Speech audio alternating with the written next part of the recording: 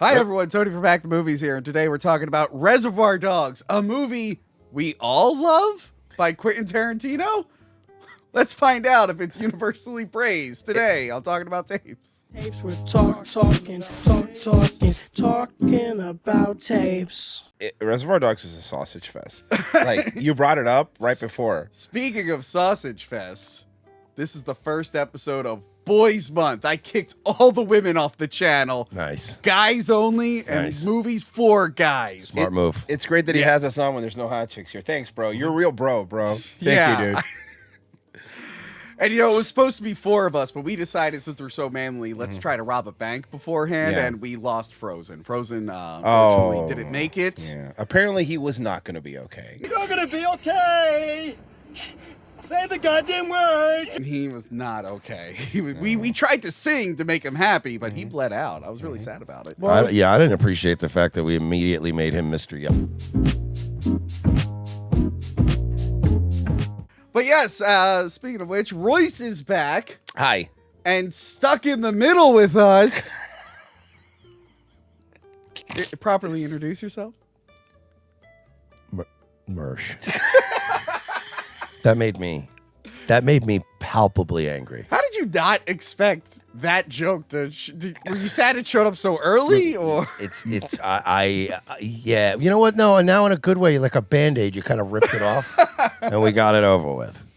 That was great. yeah, I wanted to do this for Boys Month. We all got matching shirts, and then Royce didn't bring them.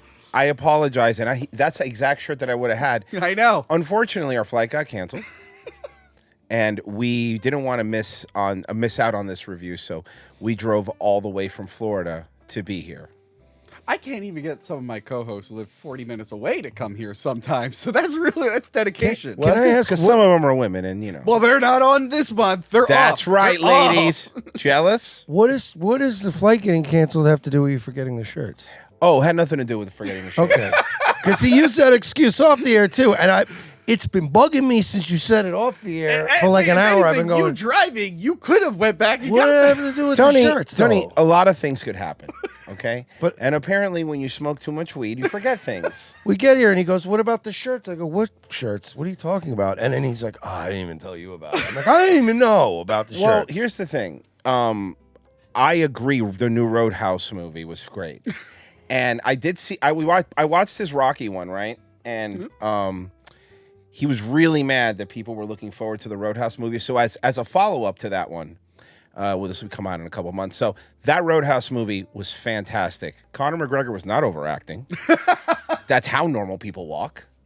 And I thought it was pretty cool. And I think Tony just doesn't appreciate good film. I had to get that out of the way. I It's appreciate cinema. He doesn't appreciate, I good appreciate cinema, the original Roadhouse. But okay, listen. We got to appreciate cinema. We got to appreciate Reservoir Dogs, the movie that gave us Quentin Tarantino, who I still haven't seen Once Upon a Time in Hollywood. Is he still? You know I haven't either? Yeah, I haven't seen that. No, I've actually it's seen that. super weird. It is really weird. For what, and I've seen all those movies. I like Tarantino. Everyone who talked about how great it was, I have no respect for. Right, There's always somebody honestly, I didn't respect. that's a really good And I was point. just like- The people that liked it were people I was like, okay. I think I might have mentioned it on Zach and Miko's show, and someone in the comments was mad. But I was going to see it. When I heard Lena Dunham was in it, I was like, this isn't a theater movie. I'll wait for home, and I just never got around to it. I will try soon. I also have a real bitter, sour taste in my mouth with him ever since Hateful Eight. Because I went to go see it with my buddy who was like a cinephile. Yeah. And he's like, we're going to go see it at the theater, but they're doing it on the grainy film. Oh, yep, I went to that too. And it was 2.5, 3 hours, right? And then it looks like it's ending. And then it's intermission. And in the middle of the theater, I was like, you've got to be fucking kidding me. Yeah. Everyone looked at me, I'm like, wait, we're coming back in here in a few minutes? I liked the movie, but I regret seeing. I liked the format, the film format, but I was just like, this doesn't need to be. No, this let's be long. realistic. Sally Menke should have never went hiking that day. I was gonna say his movies have not hit the same since she died. Let's Going be all re- the way back to this one, she was the secret ingredient. Let's be realistic. You didn't like Hateful Eight. You liked Walton Goggins. Because that no. If we're And being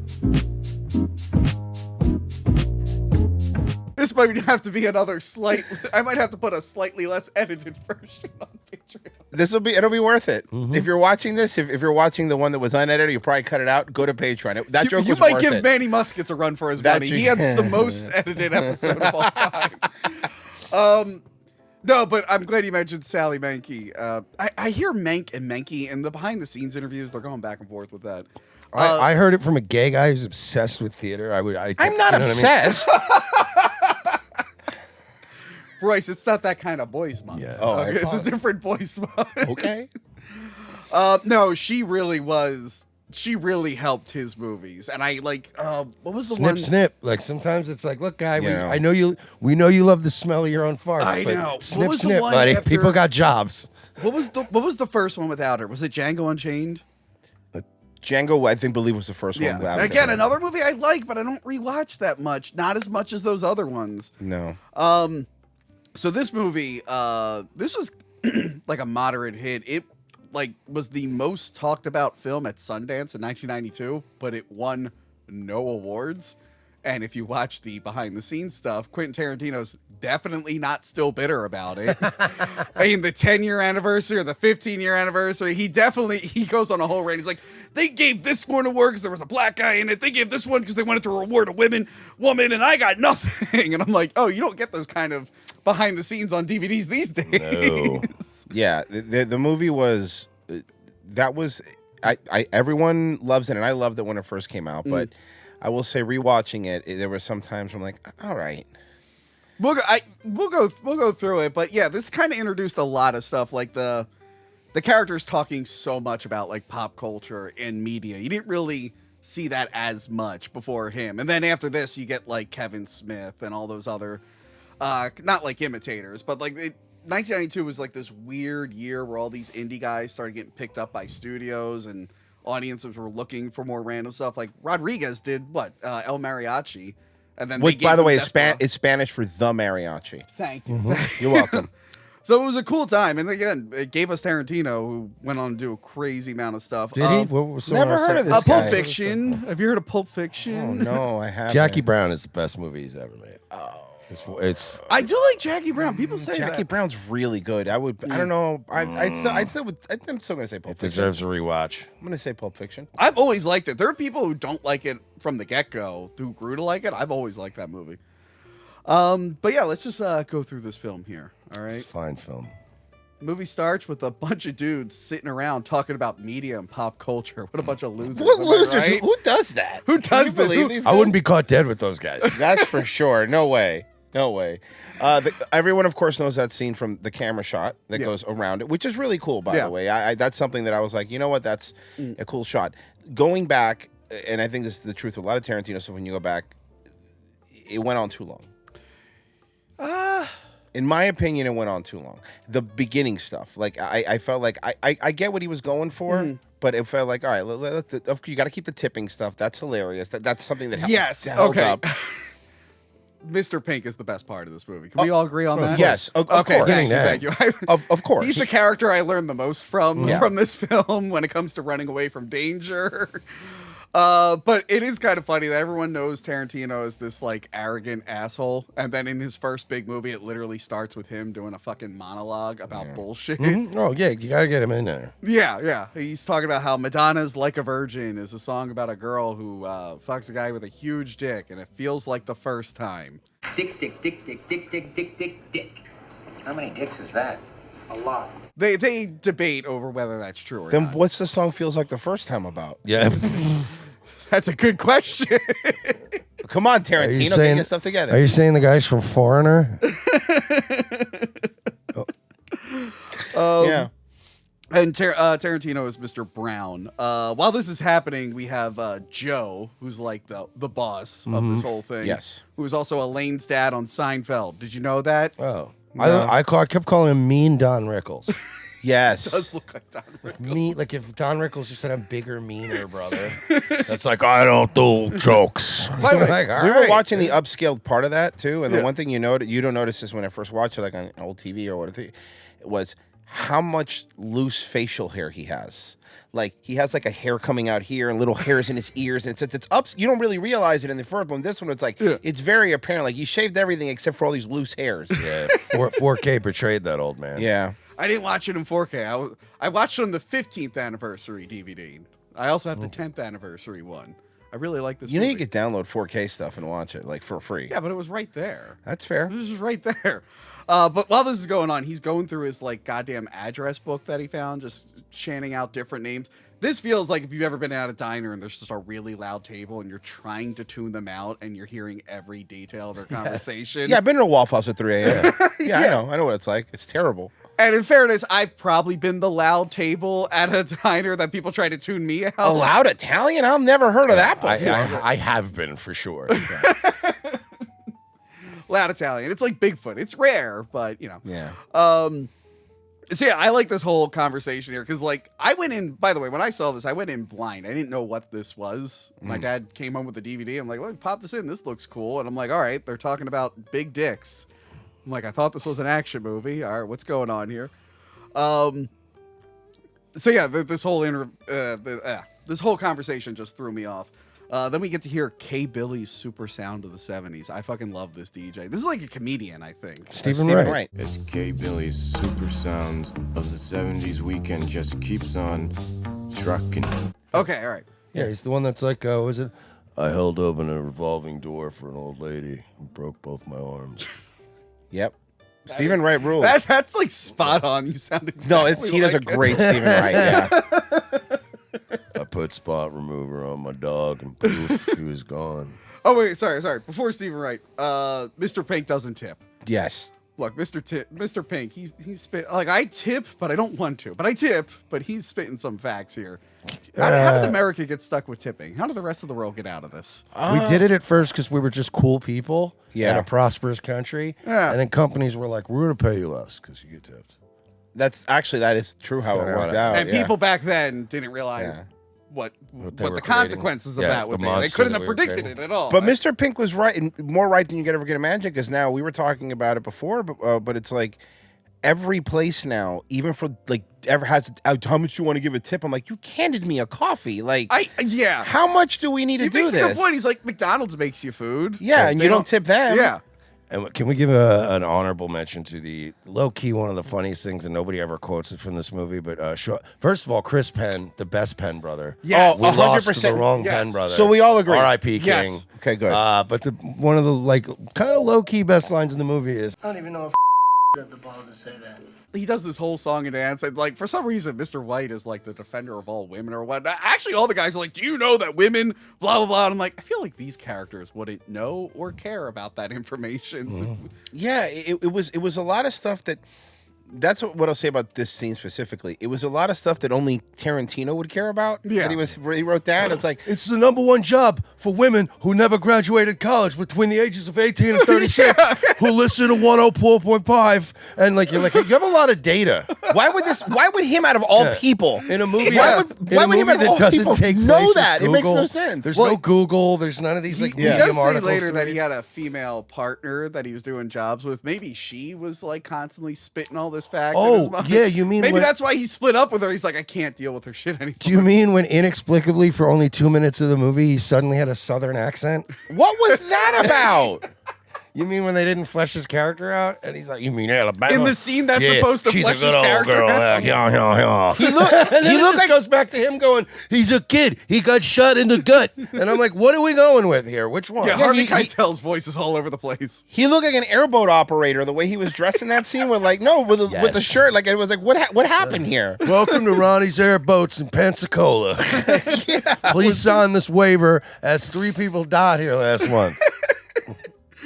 But yeah, eventually he gives in to tipping because Joe, like the boss, like freaks out at him. He's like, "Give the goddamn tip." He's like, "All right, since you did it, I'll do it." What made that scene funnier was also the fact that he had to be reminded he didn't even pay for the food. He's like, I paid for it. And he's like, only because you paid for it, I'm going to leave a tip.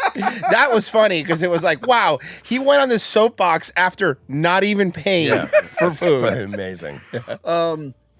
So then Little Green Bag kicks in, and we have all the heroes walking in like a line. Are they? Are they Yeah, that's a good call. protagonists? That's true. That's Are they true. the good guys? I guess they're not heroes. Well, they are the protagonists of the story. Yes, but they're not heroes. He Like literally- Scarface was the protagonist, but he's not a good guy. He literally said, we open up with a shot of our heroes. They killed a bank teller. They didn't know if she was 19 or 20 years old. I remember that. They carjacked an old lady and shot her in the head. So our heroes, hey, it's Boys Month, okay? Why are you guys suddenly defending women on Boys Look, I had to shoot her. They pressed the bank alarm because they were getting robbed. They were doing their job. I had to kill them. I can't wait to dissect Oh my this God, whole that was thing. great. But we're still doing the heroes in a line shot. At the time this came out, I just saw Godzilla X Kong, and they literally have the humans going to a ship in a line. I'm like, wow, Yeah. we're still doing this after all this time. Well, there's a lot of stuff in there that has been, I would say, reappropriated by other people for sure. Yeah. Like Tarantino did a lot of cool film, but it was just like for me. And well, Tarantino was borrowing this from other Of movies. course. But then his movies got popular, so it's a lot of people's first exposure to a lot of these things. Armageddon had the same walk. Yeah. Remember that? yes. A bunch of movies. Okay, and then after the credit sequence, we cut. Friggin' Mr. White is driving Mr. Orange, who's just bleeding out in the backseat of this car. Obviously, something has gone wrong. And Mr. White is trying to make him feel better, and we've been joking about it the whole. You're gonna be okay. That's one of the most quotable Famous parts of of that. the I movie. love that. Larry, I'm dying. Like, what's Are you a his name? doctor? Are you a doctor? Yeah. I know it's painful to get shot in the gut. You're gonna be okay, but you get shot in the gut. Oh God, yeah. When he gets back to the rendezvous and he says that, and then like he goes into the other room, he's like, "That kid's dying." It's like, he's he fine. might still hear you. He's You just- done for. Okay, don't. Shh. He's like, "It's gonna be a long time before you die." He's gonna die. It's like, oh wow, dude, Yeah. maybe You maybe got- shut the door before you have that conversation. This kid's got 5 minutes. Their relationship in general, especially even the way it ends, it's like it seemed romantic. Like it was weird. by the end of it, By the yeah. end, you're like, why do does you, Mr. White Why do trust you him care so much about this so guy? much? What if Yeah. Alabama was a dude? Ooh, Well, we he don't said know. male, female, but Mm-hmm. yeah, for some reason he feels something for Mr. Orange. I mean, we see a little bit of their friendship develop over the movie, but like, it's like Mr. Orange took a bullet for me. Now I love him, and I got to make sure he lives forever. It's like, I don't know, buddy. You can let this one go. Also, don't give him your goddamn name and tell him where you're from. That's Yeah, and then he's like, "What was it?" Told him he was dying. I said, "You could have lied. You could have said my name Yeah. is Phil." Yeah. So yeah, they go to the warehouse, which I don't know if you guys noticed. It's a mortuary. That was just a coincidence. The location guy, Yeah. he like found the warehouse and he's like, "Oh, it's a mortuary. We'll just keep it a mortuary." So like, there's a scene coming up where they're having like a whole conversation in front of like embalming equipment. So I thought that was pretty cool because they all kind of die there. So you don't have to move them pretty far. It's pretty convenient. So yeah, he's still trying to be positive with Mr. Orange. And then Mr. Pink arrives. We find out Mr. Brown died. Mr. Pink arrives, aka saves the rest of this movie. Yes, Steve Mi- Buscemi is so good in this. Mr. Pink is Poochie. Every time he's on around, it's like, "Where's Mr. Pink? I want to know what Mr. Pink's Where's doing. Mr. Pink doing?" Mr. Pink, he shouldn't be here. He is smart, but he shouldn't even be here. He's like, we were set up. That was a fucking setup. They were there. Like, there were like 16 cops there ready to go. We have a rat. It shows you that he tries to be loyal too, because at first, of course, he's self-survival, but he could have just taken the diamonds and not even shown up. He could have just left. Yeah. You know, and he didn't because he was still trying to be like, "All right, what's going on?" But and then after he was like, "Let's just leave." Yeah. He was right the whole time. Mr. Pink He did is nothing wrong. always right. He is the most right of anyone in here. Yes. But yeah, he has a whole conversation with Mr. White, and this is like the first of like the long takes that don't cut, like the camera's all the way down the hallway. Kind of reminds me of Taxi Driver. There's Yeah. like that scene where he's like on the payphone and the camera just moves to an empty hallway for no reason. So I kind of like that. But yeah, they're discussing like what happened. We find out that Mr. Blonde apparently just went on a shooting spree with the hostages. They try to like also figure out like the sequence of events. He's like, yeah, Mr. Blonde shot, or he's like, the cops came, Mr. Blonde started shooting. Mr. Pink's like, no, Blonde shot, then the cops came, and they were like right there. So we find out Mr. Pink did keep the diamonds. He escaped with him. He's got that awesome scene where he's running down the street. That's what I was going to say. That was a good scene. Yeah. That was something that did hold up. That was Yeah. awesome. The way they did them running down the block looked really, really good. That was great. That was great cinematography. That was awesome. And like people say, you know, women don't have a part in this movie. We hear a couple women talk in this. They say, ah! No, that's a Wilhelm scream, actually. What Well, there is a Wilhelm. did work scream. one in I there. heard it. There are women Okay, screaming. okay. I did hear the Will. I feel like the Wilhelm scream should be reserved for someone like falling off a cliff or something. Yeah. When you just push someone. I feel like it's wasted, right? But you notice he put it in there just low enough. That, that was the funny thing. It was just low enough. just so it didn't overpower anything. A while back, we did the first Hellboy movie, and a guy like goes into like a portal and he dissolves, and then he does the Wilhelm scream as a skeleton, and I'm like, well, that doesn't make any sense. Vocal cords. Like he literally wouldn't be able to make that sound, but whatever. Yeah, the Wilhelm scream. It took this time watching it took me out of it a little bit. Like, was that a fucking Wilhelm? But yeah, this scene, the violence is really good in this, and it's not like super gratuitous. Like you don't really see a lot of gore. But it's very realistic, and one thing this movie does that they were highlighting was that it shows you, like, the consequences of violence. So, like, you have to watch this guy bleed out the whole movie. People are getting shot, blood shooting everywhere. I'm so used to PG-13 movies now where everyone's getting shot and there's just no blood anywhere. And then, of course, the torture scene. I mean, that's brutal. Which was going to be even more violent. So, yeah, he stashed the diamonds. And he's like, all right, I stashed the diamonds because I didn't know if the cops were going to be here. They're all pissed at Joe for hiring Blonde. They're just like, why would he hire a fucking psychopath like that? Well, I mean, don't forget, because he wrestled. They were wrestling with you. Oh yeah, I did just wrestle. thought, like, that was so, like, out of nowhere. And it was like, I get that you guys are friends, but they started, like, straight up wrestling. Like, right, and knocking chairs over. And it's like, come on, man. Roughhousing. I know, Joe's like, not in the fucking office, please. They're shoving buddies. Also, Mr. White has bad luck. He's like, I can't believe it's happening again. And Mr. Pink's like, what? He's like, we had a rat in another job I did. He's like, what the fuck? You think he'd be better at spotting rats. You'd think. So yeah, then we get the flashback that you guys mentioned where Mr. White meets with Joe and he updates him. He's Southern randomly. We worked for a little while. Did about 4 jobs together. Then decided to call it quits. That Yes. was so It weird. is Like, weird. I pointed that out last night, and he's like, "Oh my god, yeah." I'm like, "Well, I never understood." Just Alabama, Yeah. you get old woman there. maybe either the character, maybe he's doing a character now, or maybe before he was doing a character. Maybe we're not reading this right. Maybe he's a high-level con man That's true. that Maybe does that's his different whole thing. characters. Maybe he's doing a voice for all of them, but when he's with Joe, who he's known, right, he uses right. his He's real voice. I can see that. Right. But yeah, I like how just like in these flashbacks, it's like, oh, I just got into town. Want me to do crime for you, Joe? Yeah. That's like both flashbacks. Any crimes on the docket? By the way, Joe's office. Like it's a job board on an MMO. You know what I mean? Like it's Elder Scrolls Online, and you're like, any bounties? Real quick, I have a question. Joe's office. The tusk. Can Do we you- talk about do the you tusk? think he killed the elephant, or did he just buy the tusks? He bought the tusk. He doesn't look I like don't think. Yeah. He doesn't look like someone that would be out in the sun for too long shooting elephants.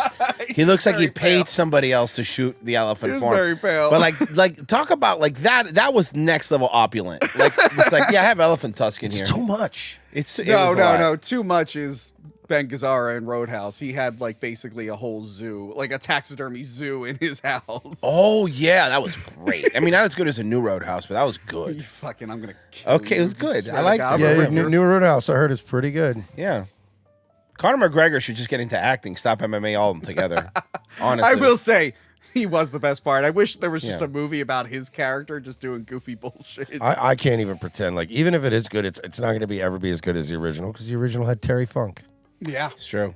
and so does Thunder in Paradise. I knew this was The good. episode with the robot dragon, which also has the Queen of England. Hell yeah. I love Thunder in Paradise. It's so good, dude.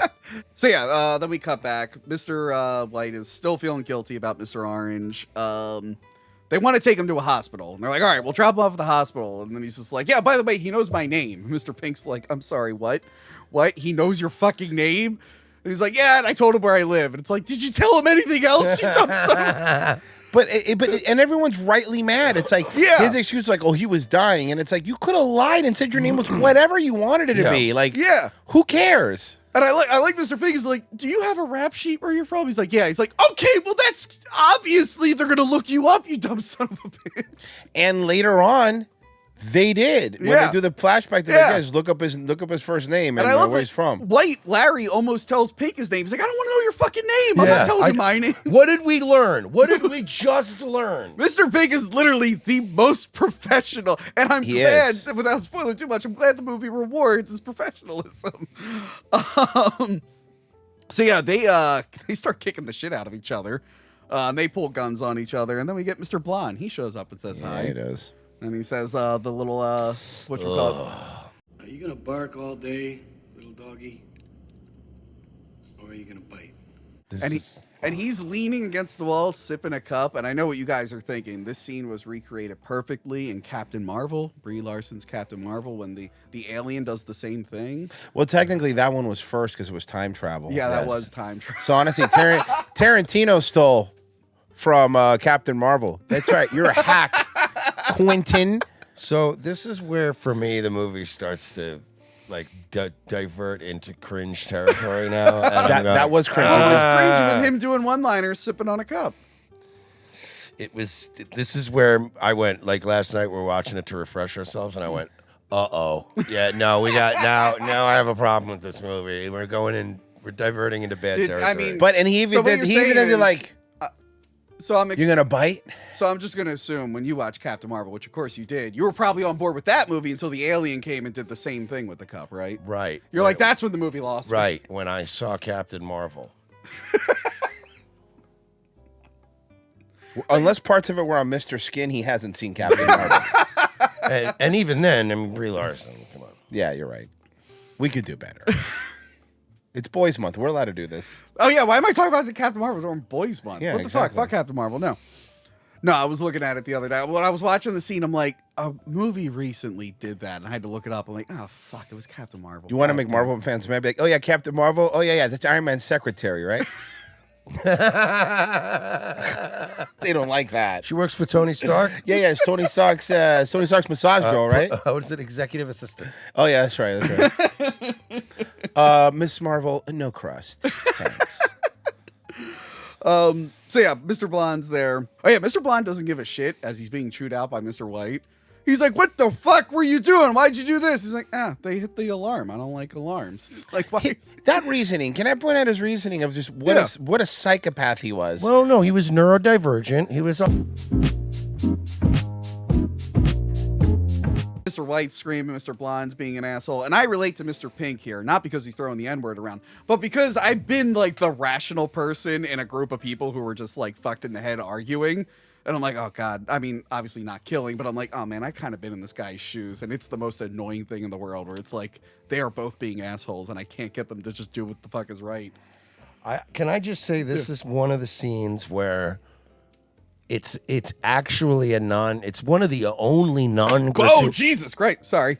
My toys fell. No, you know what you gotta do? You gotta drop one each time one dies that we talk about. Just keep dropping them every time one dies. He can't die. He stays up. He stays up. Okay.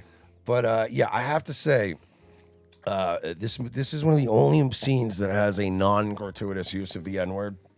Yeah. Like, a lot of the N-words in this movie felt really forced. It was That was the one moment in the movie where when he brings it up in context, you're like, oh wow, Mr. Pink is pretty racist. Okay. But it fit the character at least. It did. Okay. Like, that character probably would be racist and whatnot. That's a really good point because the other ones were just like they felt even for then. I'll be honest, even for that, it felt really shoehorned. Do you feel like Tarantino wrote that? And that was the only scene where that is, and then like no one had a strong reaction. He's like, "Oh, I'm gonna add more." Yeah, I'm like, "Oh, I'm just gonna add a bunch." None of the characters even do a look behind them before they say like they're really like just they were like really. And over the years, he's added more N-words to movies. He really has. And now he's winning awards. So he in his mind probably just thinks that's what I messed up with Reservoir Dogs. It wasn't enough. Spike Lee criticized him famously for like using it so much, and like Sam Jackson came out full to his defense. Like he came out and was like, no, this man pays me. That's pretty much what happened. I make a lot of money off him. So what you're saying is that I could say the word. I'll just have Manny with me saying it's okay. All the time? It's fine. Oh, awesome. You're allowed to say it if you're friends with you or if you're in traffic and really mad, and that's it. As long as you have a black friend with you going, nah, he's cool. That's fine. It's true. And not an anime one. Can't be an anime black guy. That was my favorite part of Soul Man is when he's just like, N-words are a myth. You could say it. I won't beat you up. And I'm like, you know what? I'm good. I think I'm fine. Dude, we actually, it's so funny because I didn't know you were doing that one and you pre-recorded it, but we had just finished riffing Soul Man like that week. And we were like howling at some parts of like, oh, wow, they did whatever they wanted in this movie. They didn't give a shit. We joke about in the interview in the review. I'm just like, this isn't one of those, you could only do this back then. If you look up reviews from back then, they were like, why are they doing this? This movie was aged poorly before it even got shot. For an 80s audience, people were like, hey, man, can we calm down? Roger Travers from Rolling Stone said, wait, what?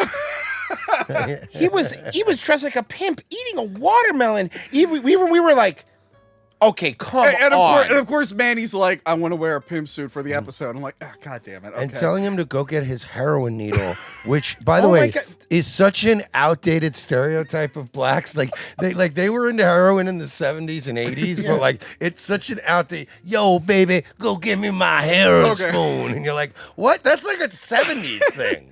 Okay, we can't go on a Soul Man tangent. I know it's your favorite movie. It is. It's actually held up. Although, to be fair, to bring it back, they use the N-word more in the Reservoir Dogs than in Soul Man. I'll tell you that. Which, again, is super weird for a movie with 0 black people. Yes.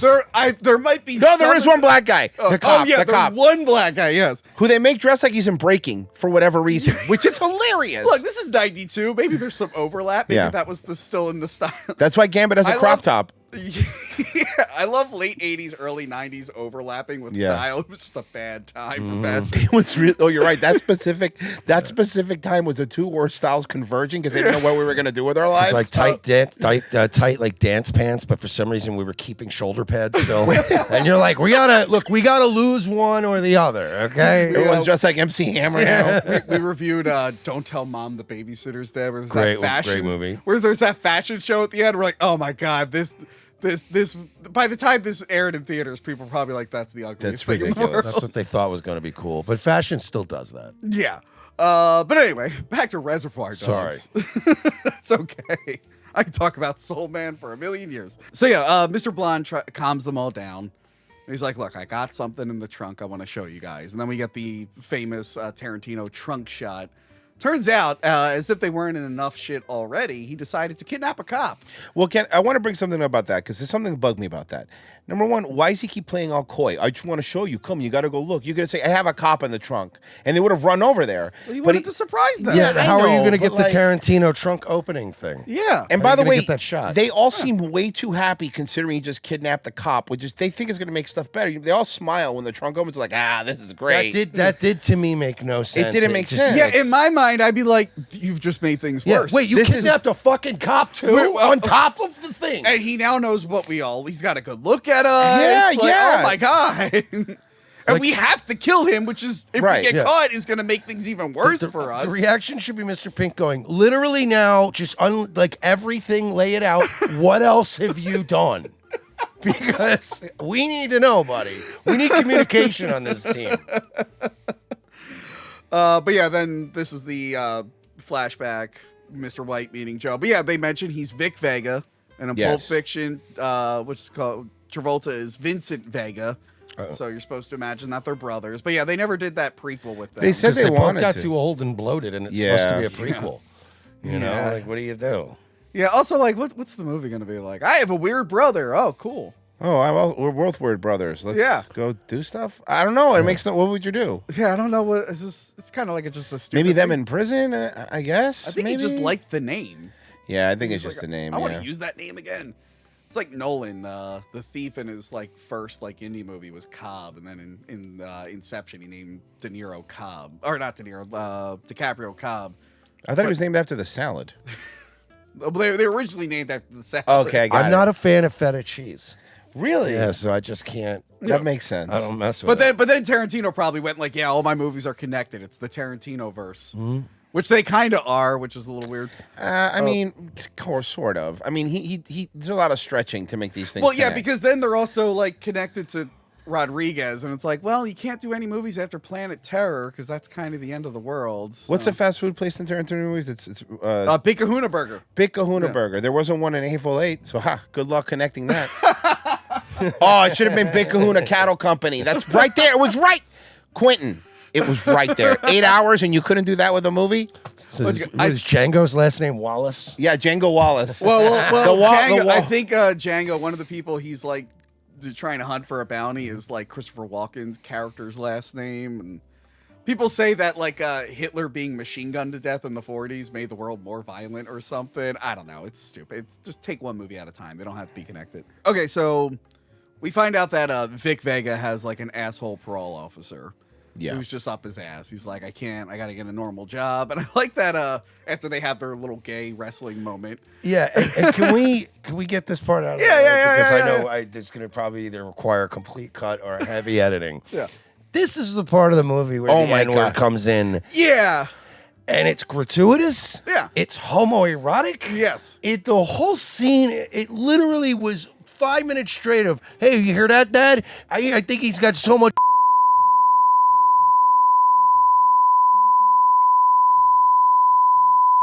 come. And you're like, what? I will say, rewatching that now, I was like, as an 11-year-old, I was like, yeah, spit in fact. But yeah, when I was a kid, but now I was like, holy shit, that is like really. But it's like I know that is the character, but it's the host of Revenge of the Sis. Calm down. That was a Relax. Look, we were like, because you remember. I mean, it's been a while since you remember it, but you're like, what was that about? Like, it wasn't even a good. Like earlier, we said there was a good use of it. It made sense for his character. Yeah. But this was just like, why? And it's just like, do you think only black people are in prison? No, I know. A lot of people are in prison. He was in prison. Yeah. The white guy you're talking to was in prison. There were probably other white guys in prison. Oh God, they're all they're all dead. And they're all dead. Oh, Spoiler for the end. You're gonna be okay. You're gonna be okay. Say the goddamn fucking word. I don't have their little stand, so they're no, that's fine. I actually like it. That was good. Well, if you pose him like the movie, he should be kind of half laying up, like on the thing. Hey, put like, Keitel. Larry, put him in Keitel's lap. Larry. Put him in Keitel's lap. That's what you gotta do. You gotta put. And if you have a Mr. Pink, just take him off. He's gone. He made it. He made it. There he is. So there they are. He's dead over here. Mr. Pink is hiding. Now that's a real Reservoir Dogs. Shout out to Joe Lascola for giving me all these toys. Those are made amazing. It into an episode. By the way, Reservoir Dogs, nonsense title. Yeah, I know. Apparently, he had a girlfriend who said au revoir or something, and he misheard it as reservoir. And I don't know where dogs came from. It was just a cool. It was a cool. It title. was a cool sounding name. It's a cool title. Like, but I do keep calling how them dogs. Yeah. How old was Tarantino when he made this? Oh God, I don't know. I just wonder because like it did seem like something an edgy like 20-something-year-old would make, right? Yeah, he's like, got to be even for back then. And he probably wrote this obviously when he was younger. Than of course. Yeah. Yeah. Good point. Yeah, he had to be probably mid-20s, I think, right? Mm-hmm. Yeah. I mean, yeah, young. He was definitely young. He was definitely young. It was also weird seeing this entire cast and knowing what they look like now and being like, oh, some of you guys did not do well. Some would say most. Most, yeah, you're right. Most. Steve Buscemi, luckily, has just always been ugly. That's his face. No, it's true. He has. So he looks fine. Yeah, I just saw at the time of this recording, they released some monster movie that Madsen's in, and it's just like, oh, buddy, still trying to rock that long hair. All right, Madsen does any script he gives him, he just does it. Yeah. He just does it. He doesn't care. He seems like he'd be fun to hang out with. Yeah, he would, and he also for wouldn't the let him first drive. for the first 7 drinks. Then I feel like it would be getting. Then it'd be like, all right, Mike, I gotta go, and he's like, no, let me tell you another story of when I worked on Free Willy, and it's like, no, Mike, I really gotta go. And then he's also even more racist than he was in the Tarantino movie. And you're like, all right, man, calm down.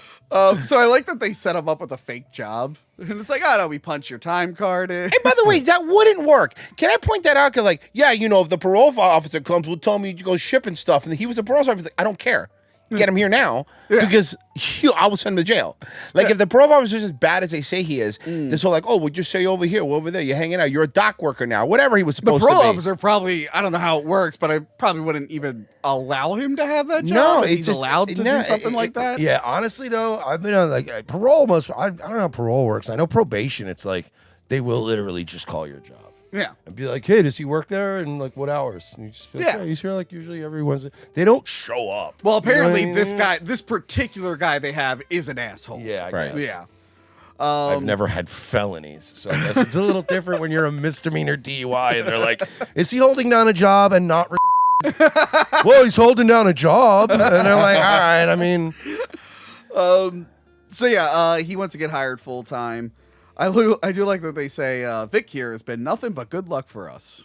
But Vic here, I mean, he's only been nothing but good luck for us. It's like he kind of fucked up. Didn't the whole warehouse get raided and then he took the fall? Like that sounds terrible. For how careful the dad is, right? For how careful he is, for how like particular he is, and even later on he goes, "I wasn't 100% about later on he says I wasn't 100% about him." It's like, how are you 100% on Vic? Yeah. How are you 100% on him? It turns out I'm not a fully fleshed out character. But at least like, oh Vic, you took that fall for us. They sent you some packages. Yeah, you think maybe like 4 years of prison might have fucked up his brain. Maybe don't put him back in the field so soon on such a big job. Maybe actually hire him as a dock worker and see if he can handle that. He fucked up just watching a warehouse full of stolen goods. Yeah, and then we're like, you know what you need to work with 5 other strangers and a jewelry heist. Yeah. We need to get more guns involved. And then I love this little break in between segments where the DJ just comes back and just goes on a whole monologue about monster trucks. He says this whole advertisement for a monster truck rally. And then he was like, I put brick wallpaper over my real brick wall. And just go look, it feels real. So nice guy Eddie's making his way to the rendezvous point. And then he drives past an orange balloon. I just put, okay, can This I is say hilarious. something? You're gonna Last love night this. I turn to him and I go, I've seen this movie probably 50 times in my lifetime. And I just noticed the orange balloon. Yeah. Like, I literally just noticed Apparently it it's supposed to be foreshadowing, but I don't know. For me, it's pretty obvious who the rat is, even before they reveal it. I agree. It's never like you never at the end go, oh, You're never like, oh, it's Mr. Blue. It's like, well, But it is a movie for morons. Well, I don't know. What are you talking? You call me a moron? yeah, kind of. Oh, well, that's fair. Not the first. This is your last episode, though. That is fair. So the dogs are beating the shit out of the cop. Mm-hmm. They fill Eddie in on everything. He shows up. They plan to go get the stones.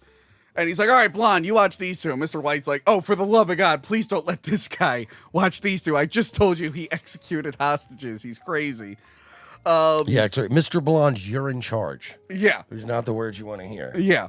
By the way, so you guys said you never played the video game. No. I'm going to replay it before this episode comes out. But from my memory, every time they leave the warehouse in this movie, the video game shows you all the stuff that they do. And if I remember right, you can just blow up 50 cars and shoot down 10 helicopters. So keep in mind, when they come back later, they just massacre pretty much half the city and they're not even talking about it. You also take pills and you get the Max Payne type slow motion shooting. When did this game come out? It came out 2006. Oh, that's about right. The 15th anniversary. As soon as you said the Max Payne stuff, I should have known around when it came out. That's about the time where every game had that slow-mo stuff. Yeah. I watched I think I sent you the picture. I watched all the behind the scenes, and the first documentary that plays has our boy Harry Knowles in it. Harry Knowles is such a weird dude. I've never been the same after you read Have you heard his Blade 2 review? It is. We'll send you the video. It's infamous. It's infamous. It's obscene how sexual it is.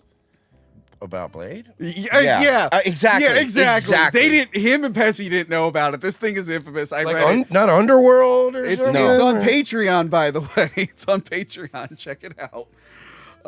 Yeah, I'll send you that video. Their reactions made it priceless. So yeah, they leave, and then Mr. Blonde is like, well, time to fuck around and torture this cop. Also, I do like that you pointed out that they leave to go get the diamonds and bring them back to the place where they still haven't figured out where the rat is. Yeah, it's true. Yeah, it's true. They're not good at crimes. Do they have a second rendezvous? Yeah, but for like professional, because they're all supposed to be this professional criminals, right? Which something else I also love about this movie. It's like, oh yeah, no, obviously there's entire groups that just do heist and forever. That's a normal thing in the world. Yeah. It's just heist groups. And it's like, no, it's not. This is ridiculous. They would all go to jail. Bank robberies rarely ever succeed. Yeah. So they leave him behind and he just goes into murder mode again. He's like, well, I gotta torture this guy for no fucking reason. And he tells him, it's actually pretty cold-hearted. And of course, there's a toy set there in front of you, Royce, that's showing the whole scene. For some reason, I see it. For some reason, they made a toy set of a man being tortured and having his ear ripped off. That was the thing people wanted, apparently.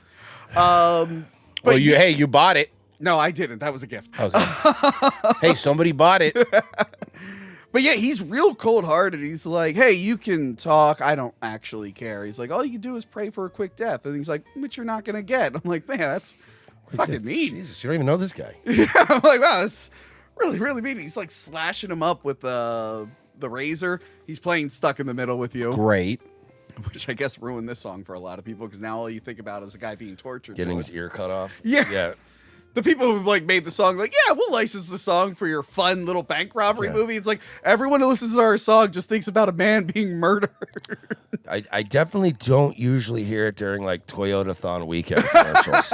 You know what I mean? That's a really good point. When he screams into the ear after he cuts it off or he talks in the ear is so great. It's such a funny, such a dumb thing that made me laugh. Still, this time when I watched it, okay, that's still pretty funny. They trimmed this down originally, and it's in the deleted scenes. They actually show the ear being like sawed off with the razor. It's not my cup of tea. It doesn't look that good. It doesn't look that good, and that's what I like about this movie. Like, yes, violence is happening, but it's not in your face. And just hearing him scream sold it more than the rubber ear being cut off. I'm not a fan of gore. I am a fan of violence in film. I am, but I don't like the gore. So. I'm a fan of both. It's basically what you're trying. What kind of a emotion you're trying to get? Like, I can't even think of an example right now. Like, The Thing is gory. You want to see gore in that movie. You get something like Schindler's List, which is very violent. You don't want to be excessively gory because then it's more sad, more realistic it is. And this is how this feels. Like, you hear that guy's ear get cut off. I mean, you see it eventually. They don't linger on it. When they show, can I say something else I bring up? Man, after they cut it off, they put that prosthetic. It's such an obvious, like, because his head's like bulging out where his ear actually is. I think that's why they don't linger on it too much. Give him a break. They made this movie for like $820. Yeah, the budget also wasn't that high. He did his best. We only have this abandoned mortuary for one day. Would you have liked the first Terminator if they made a prosthetic head that could like barely move? Oh wow, first Terminator was really rough. I love the first Terminator, but Cameron was too overconfident on that prosthetic head. It's like, no, do quicker cuts. I know that's not a man anymore because he's like this. I love when he puts the glass on. It's supposed to be a transition. It's like, no, that clearly was a puppet. No, that's a guy. So he goes outside. I love the shot from indoors to outdoors because have you ever shot on film? If you go to film school, there's like indoor film and outdoor film. So I don't know how they did this shot, but it must have been a fucking nightmare to go from like this dark interior to outside.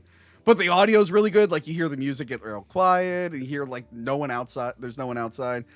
He's about to light him on fire, which I feel like would have drawn a lot of attention to the goddamn rendezvous. So this guy shot a bunch of people. Yeah. Tipped the cops off at a jewelry heist. Mm-hmm. Yeah. Kidnapped a police officer. Got a burger and fries and a shake. Yes. And then also stopped at a gas station and got a gas can full of gas. Yes. Wait. So he took the cop to get information, but then the moment he was alone with the cop, he decided, I don't care about information. I want to kill him. It's like, well, he probably could have just... Then why didn't he just... Exactly, he could have just killed him earlier. He didn't care about it. His character is absolutely not fleshed out correctly because he's all over the place. It's a fun mystery. You don't have to explain everything, but it's just like, this is a little bizarre. No, you don't have to explain everything, but his character... The problem is, you're right, you have a mystery, but what doesn't make sense is, okay, but why would they have him in this group thing? Because everybody else could see he's crazy. I don't know. Why was Conor McGregor on the bad guy's payroll in the new Roadhouse? Because he's on a lot of bad people's payroll in real life. And cocaine's expensive. Yeah. So there's that. Mr. Blonde really is the Conor McGregor of this movie. Yeah, it really is. The best part. The only way I'll allow them to remake this movie is Conor McGregor is Mr. Blonde. Cutting people's ears off. But it'd be like a CG ear cut off, Of like course. the awful CGI. So before he's able to like light him on fire, Mr. Orange just wakes up and fucking blows Mr. Blonde away. How long was he awake, do you think? I don't know he's alive because like at that point it was just a puddle of blood. He was in a puddle of blood. Well, as Mr. White said, it takes a very long time to die for your own days. Yeah, no, you would have been at least passed out from blood loss at that point. Yeah. You know Well, what he I mean? did pass out. Somehow But you he wouldn't be comes waiting. to. This wouldn't be happening. You would be out. Like at this point, you've lost enough blood. Yeah. They need to replace that blood. I didn't like the idea in this movie that you could get shot in the gut and hang out for like 3 hours. Yeah. Well, Yes, here's it's possible. Yeah. But it's not likely. And by the way, I don't even think the wound was dressed. I don't think they ever wrap it up or they anything. never do any never triage. Nothing. They go to a mortuary and he's just like, I got nothing here to help you. Lay here on this dirty floor. Lay here on this. Literally everything here is for dead people. It's not for keeping people alive. Well, here's the part of it that I was like, nobody ever questioned. So he gets shot, right? Yeah. And they're doing the back, you know, you'll be okay and all that stuff, and that's all great. But he kept his gun the entire time because earlier when he was laying down, he was still literally holding the gun, and I was like, why would at that point why would he still have a gun? Yeah. And we know why later on, but realistically, Yeah. once you get shot, I don't really care about holding the gun. like, I care about the fact that it have a bullet in me. On the contrary, I think if I was shot, I would be like, I'm holding on to my gun. I've already been shot once. It depends. We're avoiding this again. It depends. Like if you're now at the safe house, I mean, he's the rat. His character knows that he will probably be okay. Yeah, that's true. Unless he does something stupid like spill the beans right before his boys show up. But who would ever do that? But yeah, I don't think he'd be holding on the gun. But the cop acknowledges. He's like, "Hey, my name's this. I know who you are." We find out that the cops, literally, as this is all going on, they're only a few blocks away. Yeah. But they're not doing anything until Joe shows because they want Joe at the scene of the crime. Correct. So they're probably hearing all this shooting and they're like, huh, it's a hell of a thing. We got to wait. We're not allowed to do anything. Yeah, can't do anything. Can't do anything. We got to wait for Is Joe there yet? No, don't care. It's like, Hey, Chief, what if a civilian walks by that they get shot? No, gotta wait for Joe. Chief, one of our guys was just pulled out of a truck. Is Joe there? No. All right. What if he succeeded with the fire? It's like, so the whole mortuary's up in flames. People are screaming. And Joe's not there. We're not going in. So then we get Orange's backstory. His name is Freddie. He fills his partner. Is it his scene partner or is it his police partner? I'm not really sure. The guy knows a lot about both. Okay. Oh, that was the captain from 21 Jump Street, I thought. Well, the black guy. The original 21 Jump Street? No, yeah, the TV show. That's what I'm saying. You never seen 21 Jump Street? What's wrong? I didn't watch too many reruns of it. I'm sorry. What's wrong with him? I saw And this is like the movie TV guy. I saw the Channing Tatum movies. Does that count? Oh yeah, no, that counts. Yeah, but why would Magic Mike help in this situation? You know what? The new Roadhouse is better. Oh, fuck you. It is, honestly. So yeah, in this flashback where he's telling about the job, we then get another flashback. There's a lot of flashbacks Yeah, here. it's like very ISOM vibes. Yeah. If I recall correctly, Reservoir Dogs opens up with a scene that says 2 weeks earlier. And then after Mr. Blonde shoots him, he goes, "It was meant to be a death blow." If I remember correctly, that's how it went. My favorite is a while back I was like making fun of something and like one of my followers who didn't know, they're like, are you gonna jump on all this Eric July stuff? I'm like, oh buddy, I'm the one who started it. You really did. Everything right now. Tony started all this, guys. I just want to make it clear. Like everybody else, Dick and Vito and all these people are getting all this, but it was absolutely Tony. And by the way, this comes out in August. We're shooting this in April. I'm sure nothing else has happened in between that. I'm sure it hasn't gotten crazier. Oh, you're being arrested? Oh, they're arresting a young Clipper. Riley was a freedom fighter. Rest in peace, Riley. We don't know. It's coming up in a couple months. It's always a gamble. So I'm going to say congratulations, Riley, on winning, or R.I.P. So yeah, so we get a flashback, and then there's like a flash forward in this flashback of him learning like a backstory. to his character. He gets like an anecdote. And I kind of like this where he gets the paper. He's learning this whole story. And we see him practicing. I hated this scene. Oh, you hated it? Felt like he that- was that- doing yes. stand-up comedy. I know. It And kind this of was felt it. like that. And then when he's doing like when he's doing literally it- on a stage. Yeah, and then when he's doing it for Joe and Mr. White, right? Yeah. The fact that they're like eating this shit up, and I'm like, these are pro criminals, Yeah. and this guy's doing his BET comic view bit. Like, man, when I used to sell weed, I had this one bitch, she would come on, Yeah. and I'm like, and they're like, ha ha, this kid, They're like, let's yeah. get him involved in the jewelry robbery. I love that the guy's like, you have to make like everything needs to be super detailed down to the hand dryer and stuff. I'm like, they're not going to ask follow-up questions No. like that. By the way, that'd be easy. But and it's also Mersh pointed it out. Like the moment he started telling the story, Mersh would be like, they would just be like, "Oh, you're a cop. You're clearly a cop. You're a cop. You're a cop." This is a cop we were story. watching it together. And he kept Drug saying like, dealers don't "That's tell a cop. stories like this." That's a cop. This is how, and Tarantino could have easily made this more believable, but he had to have like this backstory as a scene. But the way cops do it is they hire like CIs that are already in prison. Correct. Yeah. They give him favors in prison, and then he just will vouch for you. And you're like, yeah, I did 3 years in Leavenworth. And Yeah. some guy will go, yeah, he was my cellie. And then you're like, oh, all right. Yeah. They wouldn't go through, they wouldn't have you doing a whole routine. Like, Yeah. like your David Mamet one-man play. It really was like that weird graffiti stage he was on, and he was like doing it looked like he was doing a Carlin bit the way he was pacing. I was hoping You a know? clown would show up and sweep him off stage. Yeah, seriously. A fun note about the bar that they were in. Turns out it was a gay bar. They didn't know until they started shooting. I knew the moment they walked in. They put some ladies as extras, but it was a very big gay bar apparently. But yeah, you talked about how a lot of this doesn't hold up. There are some scenes that are very, very dated. Like in Mr. Orange's apartment, there's a poster for the Silver Surfer, but it's the male Silver Surfer. There's a male Silver Surfer? That might be hard to believe. I know we're all excited for the female Silver Surfer coming out in the Mexican Mr. Fantastic Four movie. We're all very excited. Oh, for it's that. Mr. Fantastico. Thank you. I'm No glad I got it problem. right. How about yeah? But yeah, Well, at least geeks and gamers will have stuff to scream about. So that's good. Congratulations, you know guys. what's funny? I really don't like Pedro Pascal. So I was already mad at that movie. But when they announced the Silver Surfer, I'm like, I don't have enough energy to be even madder at this movie. I don't really. I'm done. I'm pretty much done with comic movies. They did it to themselves. I'm Yeah. like, I don't care anymore. Like, I can't.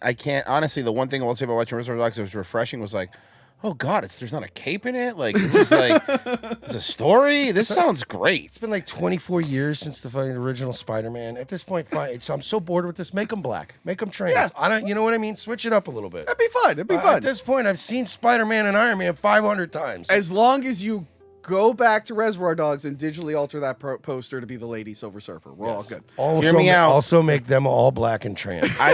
He read my mind. We make an all-female Reservoir Dogs. That would be amazing. But see, it wouldn't work because they're all. Where the fuck were we in this movie? Oh yeah, he's telling the story. I do like that he's narrating the story in the made. So he's narrating in the made up story in his flash forward. That's part of his flashback.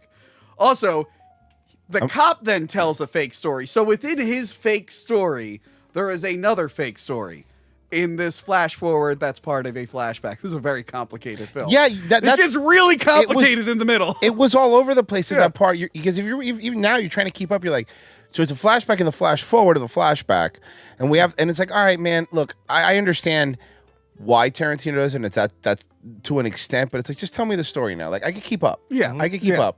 And it's like, look, I'm fine with the one fake story, but don't tell me a separate fake story inside the fake story. We can speed this up a little bit. Especially when none of these fake stories had any N-words in it. Tarantino really started slipping towards the end of this movie. It's like, what happened? And no cum either. Like, what are you look, doing? Look, Mr. Orange, he couldn't do that because he was practicing the story in front of his black friend and he felt uncomfortable. That's what. You know what? You're right. You're right. But He's like, do criminals, like racist criminals, do they use the N-word? His partner's like, no, they don't. It's like, no, okay. no, they don't. They're very. not around us. You know? That's a really good point. I haven't heard him, but I assume. Yeah, that's where that's where these murderous criminals draw the line. They won't cross that line. So I like the day. Sorry, as Tony called them, again, I want to point out the heroes of this story, the racist, sexist, murdering heroes of Reservoir Dogs.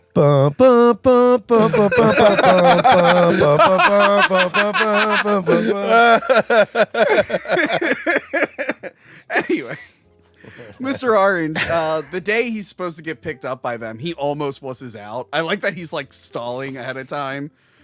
He puts like the ring on. I don't know what the significance of the ring is. It's got a whole backstory with I'm a cop and my wife. I guarantee you that's what it was meant for. Yeah. Probably. But yeah, he's like looking in the air. He's like, "Don't wuss out now. Don't wuss out now." Oh, that part when he's hyping himself up. That scene where he was like, "You're cool." Where he goes, "They're gonna like you because you're cool," and you're like, You're fucking Beretta. They believe every fucking word because you're super cool. "Bro, you're such a nerd." Like, it again says more about them that they're like, "This guy's a cop." Like you said it, Tony, earlier. Like, you look at him and you're like, "Oh, that's the cop." Yeah. I mean, out of all of them, that's clearly the cop. You're just waiting for one point for him to lean to Mr. White and go, "Does Joe think I'm cool?" Has Joe said anything about me being cool?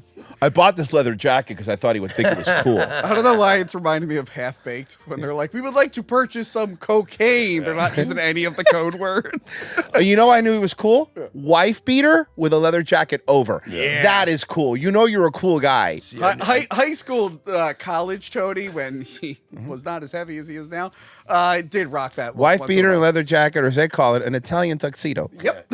So you know what I did? Just to make everybody think I look cool, I got this leather jacket at Caldor. They're doing this back to cool special. So I figured there's no way they're not going to think I'm cool. Hey, want to have one of my cigarettes? They're supposed to be cool, but they were out. They're Oh, Camels. that's fine. I've already got some rolled up in my sleeve. Oh, can I point something out? Yes. Sorry, you reminded me. The way Keitel hits his lighter to turn it on by doing the snapping the thing. the thing Yeah. that cool kids used to try That to do in high made school me with the so. Zippo. That made me so angry. It's like he kept slicking back his hair. Yeah. He kept trying to be cool. It's like you've murdered people now. You gotta slick back the hair. Look how No. cool it is. And then Royce was yelling at the TV last night, going like, "All right, your friend is dying in the other room, And you're doing this to light the he's like, lighter." you and Mr. Pink clearly need a cigarette right now, and you're just jacking off with your lighter." And at one point, you could tell that the scene was going good, and they didn't want to redo it because he tried to do it for like the second time, Yeah. and he gave up and just used his thumb because it didn't work. And I guarantee you that was something that Harvey Keitel could do, a trick he could do, and he's like, Yeah. "I'm going to incorporate it into this film." Now I gotta watch other movies where he's smoking No. and see if he does it. Oh, please look it up. I bet I'm you gonna he watch does. Taxi Driver again. I'm gonna Bad see if he does it. Lieutenant. Bad Lieutenant. Bad Look at Bad Lieutenant. Lieutenant.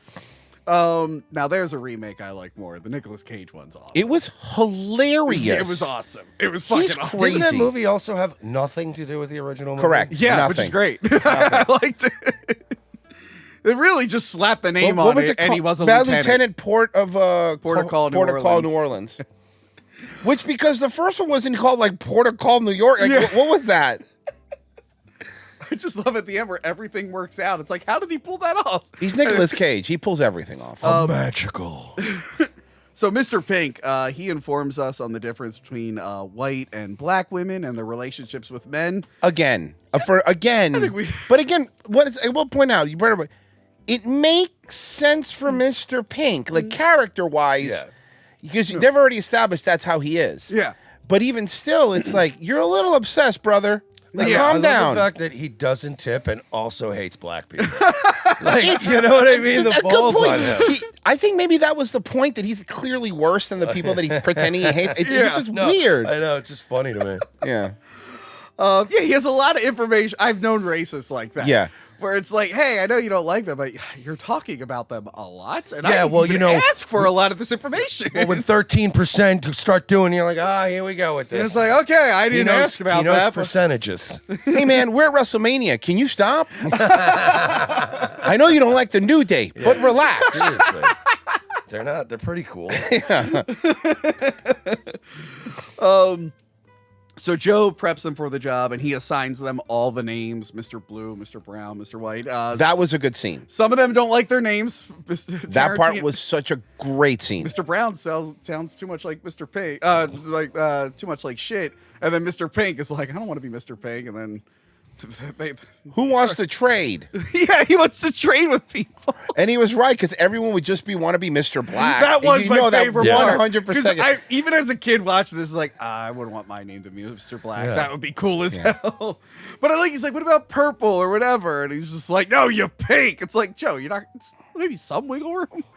Or no, what was it? He's like, there's a Mr. Purple on another job. Yeah, some guy on some other job's Mr. Purple. What is that movie? How did that job go? I hope better than this one. Yes. Can we watch the movie about that one? It's maybe more uplifting.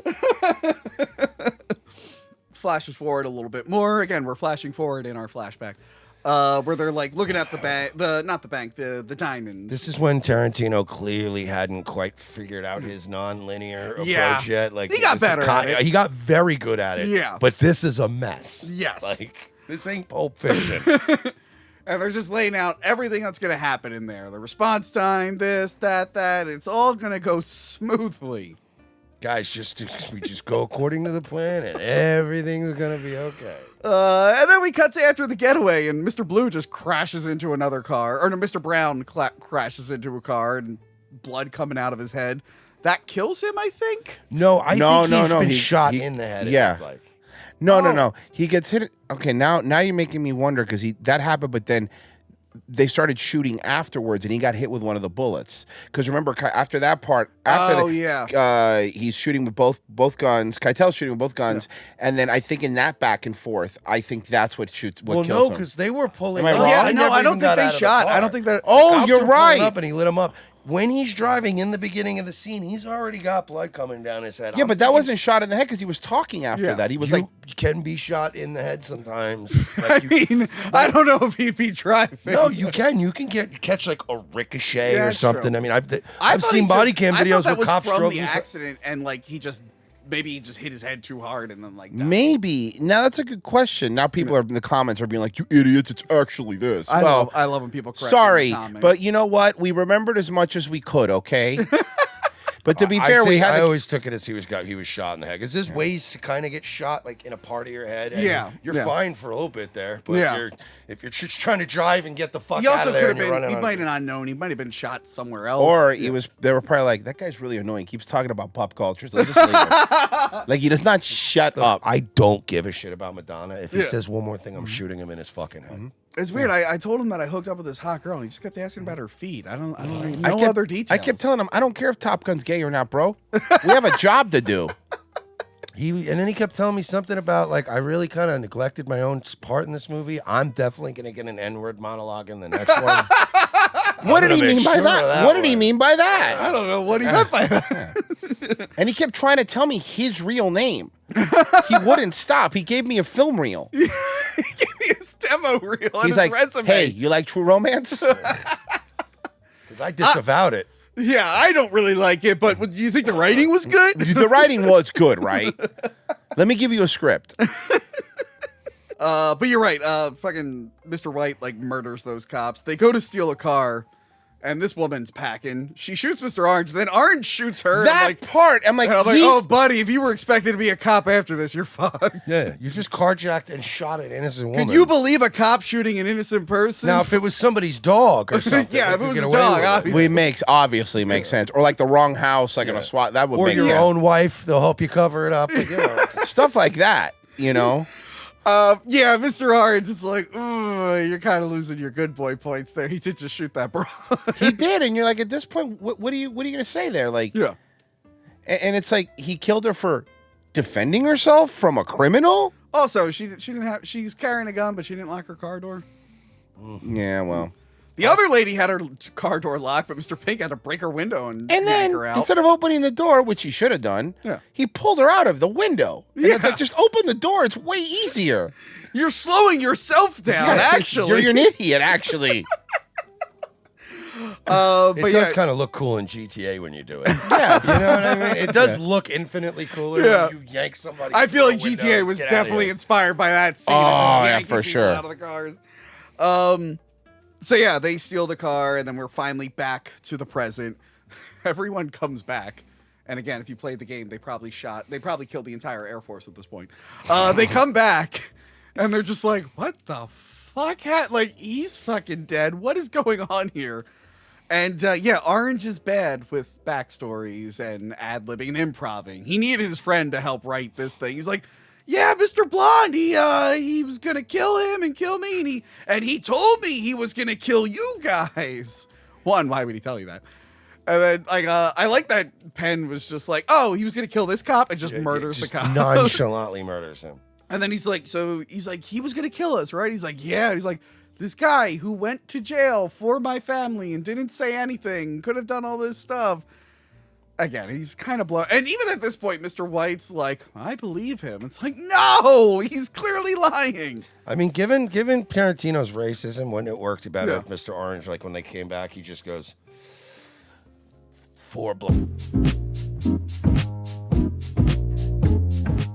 He's going to be doing some bleeping.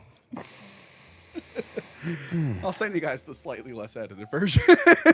He said slightly less edited. Oh, it's still going to be edited. I still have to upload it to YouTube, but still. Anyway, Joe arrives, and he's like, no, Orange is the rat. He was the only one I wasn't 100% on, which we've already called out. It's like, well, why did you? Then why did you bring him on? And why did you come here? Yeah, why are you there now? Why did Joe at any point need to go there?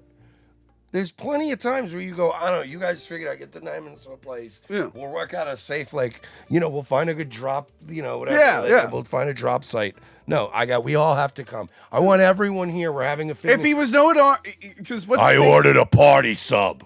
I want everybody to come here. What are you doing? What's his face? Eddie has a cell phone. Yeah. Big block one. Oh, that's a good cell phone. But he'd be like, well, I know who the rat is now, so they probably know about the rendezvous. You should probably meet me at this new location. Yeah. Yeah. Oh, Eddie, while you're there, you should probably tell him it's the guy on the floor. No, just wait till I get there.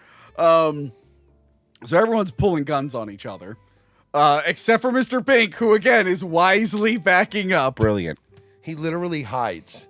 Yeah. He goes and hides And again, under the stairwell in this scene, and I'm like, I love this guy. I love him. In college, I used to hide from danger. There were a couple parties where cops were called, and I just, escaped. There was one where I hid in the bathroom, and there was another one where I abandoned my girlfriend and all her friends. I heard that cops were coming. I didn't inform anyone else. I just got the fuck out of the house and ran down the block. And you're single, huh? I did that. Well, that's for different reasons. I did that at a party in high school, and it was way out east on Long Island in a nice house. Yeah. To where the backyard was all woods to the highway. Yeah. And if a few of us got over that fence before the cops started seeing it, and we were, dude, it was like a cold night on Long Island, and we're all just trying to get through the woods. I played it off pretty well, though, because she called. She's like, where are you? I'm like, I went out to get some air. What happened? And she's like, oh, yeah, the cops came, so we got out. We're there. I'm like, oh, man, that's crazy. All right, I'll meet you there. Well, anyway, I'm home.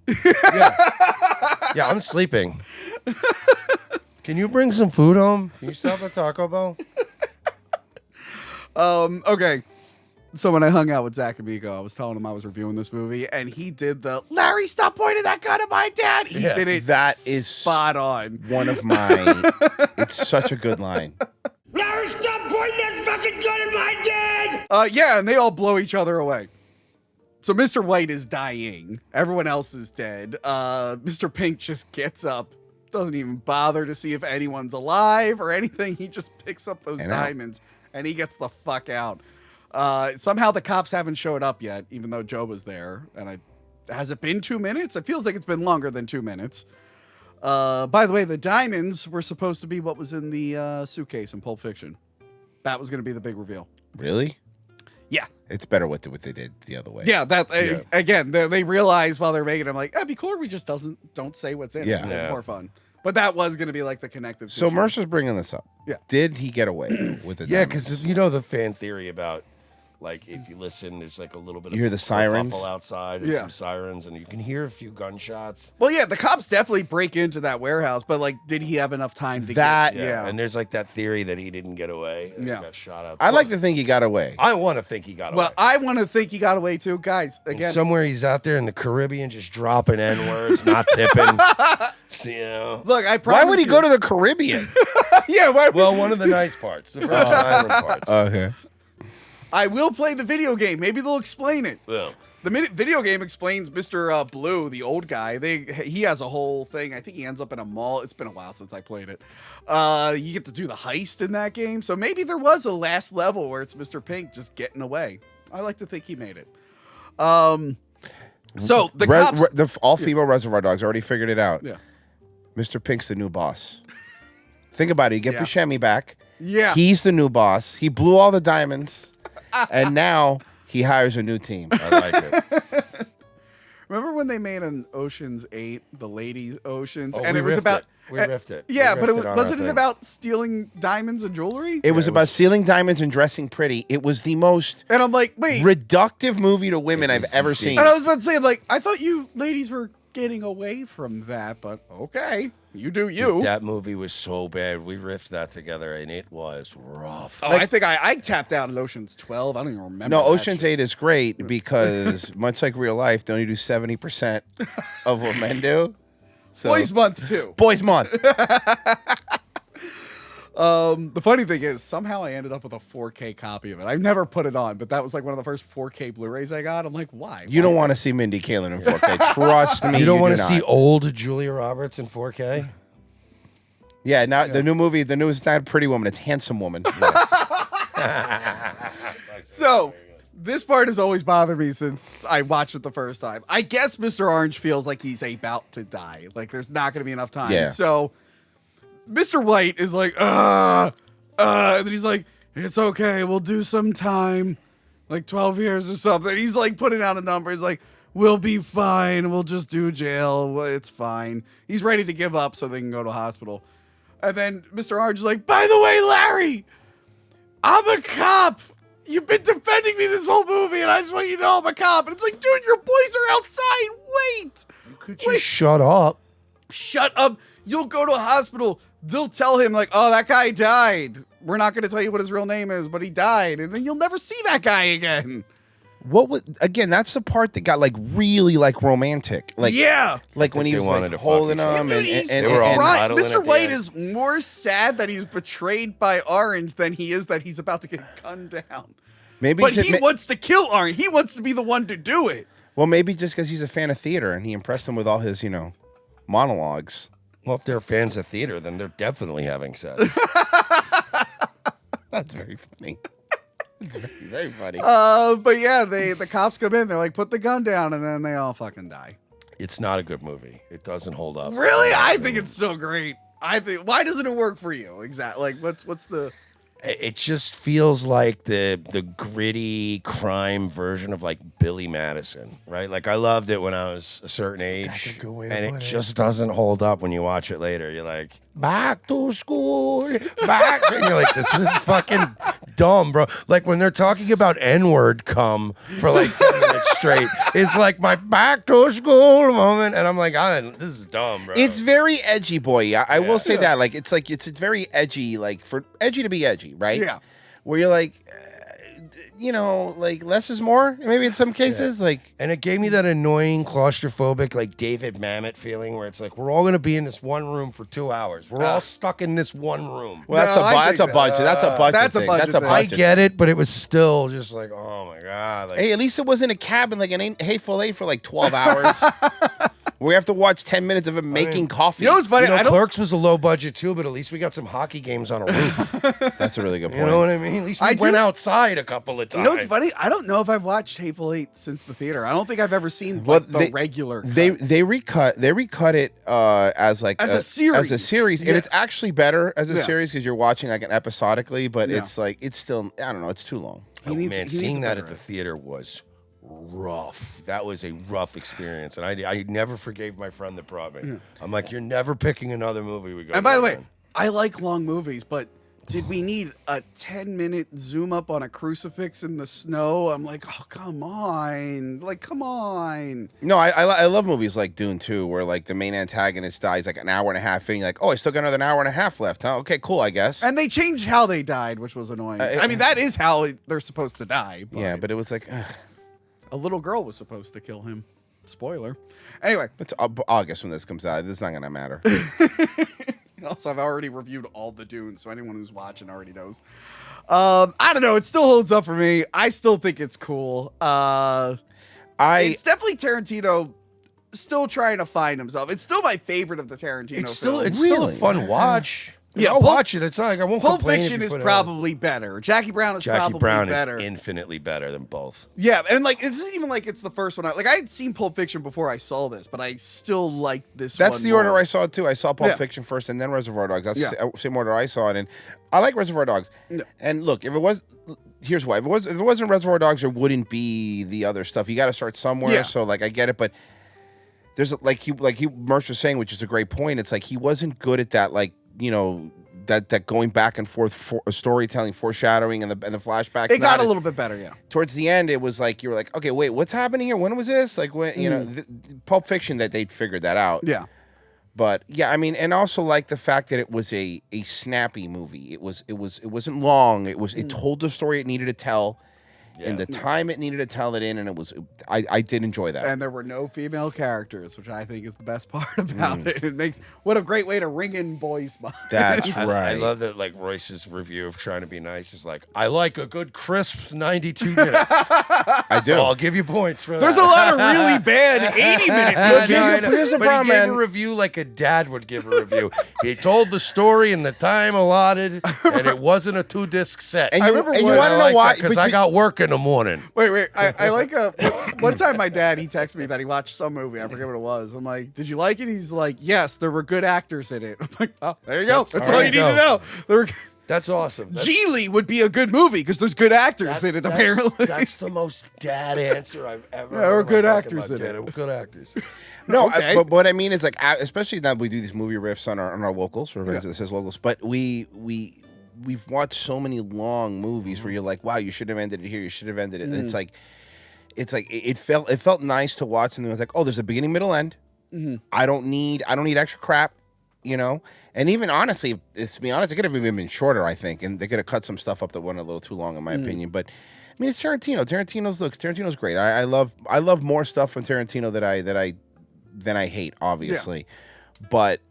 Yeah, man, as far as holding up, I'm with Mersh. It doesn't really hold up like I thought it would. In my head, you look back and you're like, oh, man, a 20-year-old me would have loved that movie. Like the same reason when you watch the first Matrix, you're like, oh, man, 20-year-old me loved it. Now you're like, oh, no, they're a bunch of goth kids. They're a bunch of goth kids.